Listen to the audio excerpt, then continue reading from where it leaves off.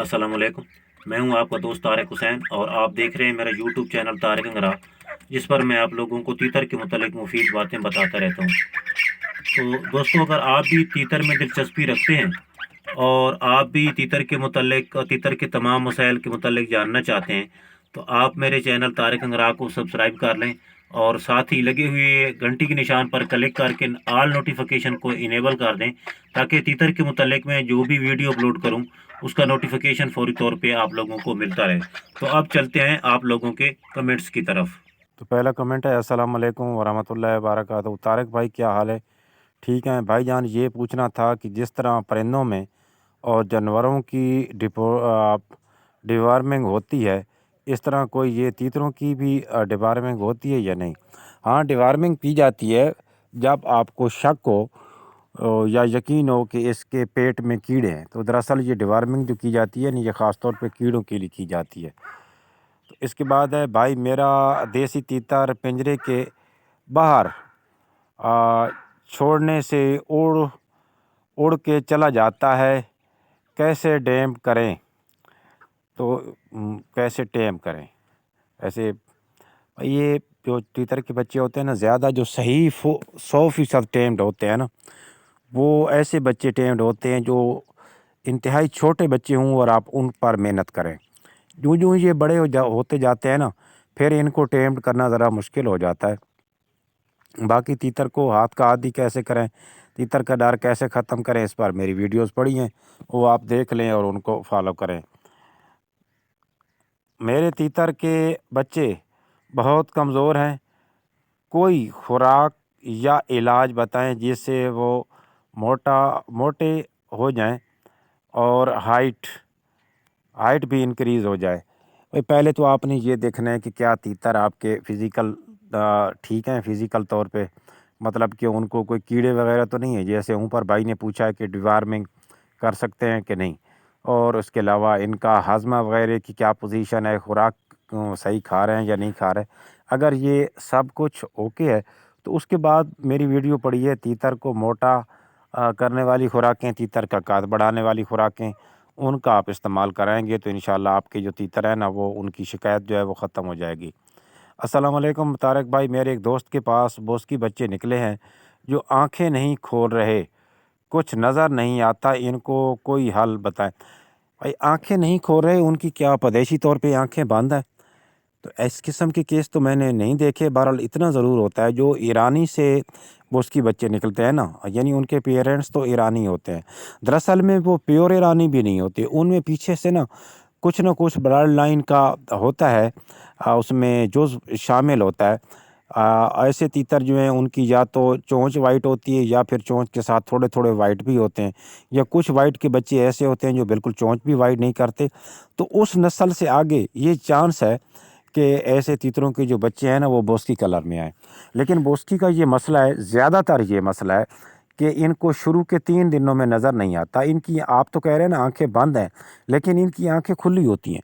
आंखें तो खुली होती हैं लेकिन उन आंखों में नूर नहीं होता। वो 2-3 दिन तक जो उनकी आंखें हैं वो उनको नज़र ही नहीं आता। इन्हीं खुरा उसको थोड़ा थोड़ा नज़र आता है बहुत। बाज़ दफ़ा ऐसा होता है कि वो चोंच मारते हैं, उनको ये महसूस तो होता है कि नीचे कोई चीज़ जा रही है, लेकिन वो उसको ऑन टारगेट चोंच उनकी नहीं जाती, थोड़ी दाएं बाएं हो जाती है। तो इसके लिए आप 3 दिन थोड़ा मुश्किल होते हैं। 3 दिन के बाद कुछ तीतर के जो बच्चे हैं वो सेट हो जाते हैं, और कुछ दिन के बाद जो है ना, उनकी आंखें जो है 3 दिन के बाद फिर वो सुर्ख हो जाती हैं बिल्कुल। और सुर्ख वैसे इनकी भी होती हैं जिनको नज़र नहीं आता, लेकिन वो आप राइट जो है ना लाइट रिफ्लेक्ट करेंगे ना, यानी दूसरी साइड पे भी लाइट आ रही है और इस साइड पे ये भी अगर लाइट जा रही है, तो अगर आप देखेंगे तो आपको ना एक ज़ाविये के तहत, एक मखसूस ज़ाविये से आप देखेंगे तो उनकी आंखें आपको सुर्ख नज़र आएंगी। लेकिन आप थोड़ा सा ऊपर हो जाएं या उससे मज़ीद नीचे हो जाएं तो वो फिर आपको आंखें जो है ना काली नज़र आएंगी। तो ये 3 दिन के बाद जो है ना, ये 3 या 4 दिन के बाद, ज़्यादा से ज़्यादा 4 दिन के बाद इनकी जो आंखें हैं वो ख़ुद ब खुद सेट हो जाती हैं।